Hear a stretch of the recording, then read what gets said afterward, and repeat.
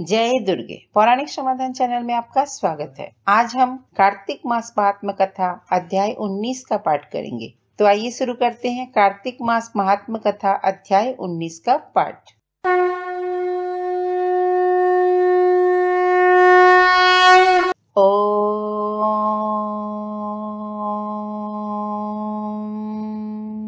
श्री गणेशाय नमः। मधुसूदन भगवान की जय। कार्तिक मास महात्म कथा अध्याय 19। राजा पृथु ने पूछा, हे नारद जी, अब आप यह कहिए कि भगवान विष्णु ने वहां जाकर क्या किया तथा जलंधर की पत्नी का पतिव्रत किस प्रकार भ्रष्ट हुआ। नारद जी बोले, जलंधर के नगर में जाकर विष्णु जी ने उसकी पतिव्रता स्त्री वृंदा का पतिव्रत भंग करने का विचार किया। वे उसके नगर के उद्यान में जाकर ठहर गए और रात में उसको स्वप्न दिया।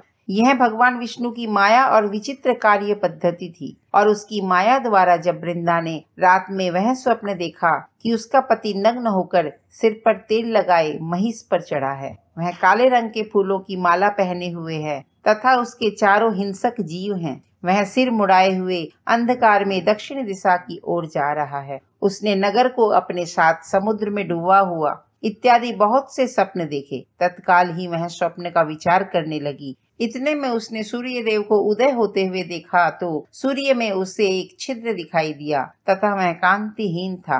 इसे उसने अनिष्ट जाना और भयभीत हो रोती हुई छज्जे, अटारी तथा भूमि कहीं भी शांति को प्राप्त न हुई। फिर अपनी दो सखियों के साथ उपवन में गई, वहां भी उसे शांति नहीं मिली।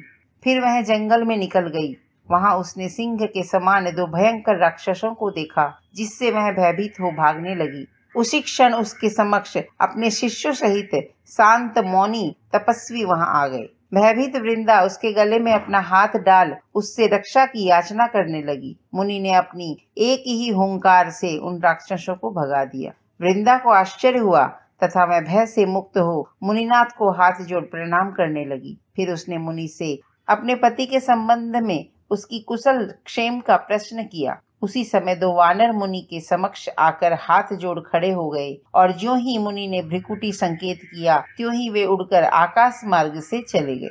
फिर जलंधर का सिर और धड़ लिए मुनि के आगे आ गए। तब अपने पति को मृत हुआ जान वृंदा मूर्छित हो पृथ्वी पर गिर पड़ी और अनेक प्रकार से दारुण विलाप करने लगी।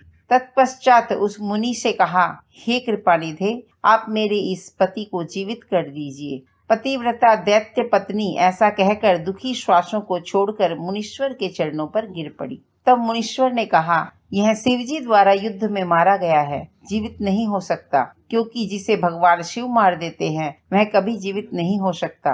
परंतु शरणागत की रक्षा करना सनातन धर्म है, इसी कारण कृपा कर मैं इसे जिलाए देता हूँ। नारद जी ने आगे कहा, वह मुनि साक्षात विष्णु ही थे, जिन्होंने यह सब माया फैला रखी थी। वह वृंदा के पति को जीवित करके अंतर ध्यान हो गए। जलंधर ने उठकर वृंदा को आलिंगन किया और मुख चूमा। वृंदा भी पति को जीवित हुआ देख अत्यंत हर्षित हुई और अब तक हुई बातों को स्वप्न समझा। तत्पश्चात वृंदा सकाम हो बहुत दिनों तक अपने पति के साथ विहार करती रही। एक बार सुरत एवं संभोग काल के अंत में उन्हीं विष्णु को देखकर उन्हें ताड़ित करती हुई बोली, हे पराई स्त्री से गमन करने वाले विष्णु, तुम्हारे शील को धिक्कार है। मैंने जान लिया है कि मायावी तपस्वी तुम ही थे। इस प्रकार कहकर कुपित पतिव्रता वृंदा ने अपने तेज को प्रकट करते हुए भगवान विष्णु को शाप दिया।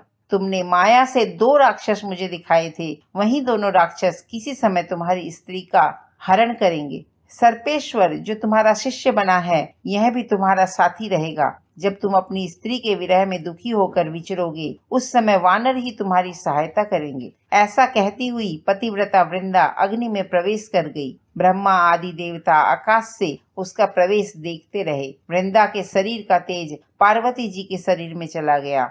पतिव्रत के प्रभाव से वृंदा ने मुक्ति प्राप्त की। कार्तिक मास महात्म कथा अध्याय 19 संपूर्ण हुआ। बोलो जय ऋषिकेश भगवान की जय। आज के लिए इतना ही। अगर आपको यह वीडियो अच्छी लगी हो तो इस वीडियो को लाइक व शेयर करें। आपके अपने चैनल पौराणिक समाधान को सब्सक्राइब अवश्य करें। बेल आइकन को दबाना न भूलें, जिससे कि आने वाली वीडियो की जानकारी आपको मिलती रहे। इस वीडियो या हमारी किसी भी वीडियो के बारे में कोई भी जानकारी या सुझाव देना हो तो हमें कमेंट बॉक्स में लिख करके अवश्य बताएं। हमारी वीडियोस आपको कैसी लगती हैं, यह भी हमें कमेंट बॉक्स में लिख करके अवश्य बताएं, जिससे कि हमें आगे वीडियो बनाने के लिए हमारा मनोबल बढ़ता रहे। माँ भगवती की कृपा आप सभी भक्तजनों पर सदैव बनी रहे। जय दुर्गे।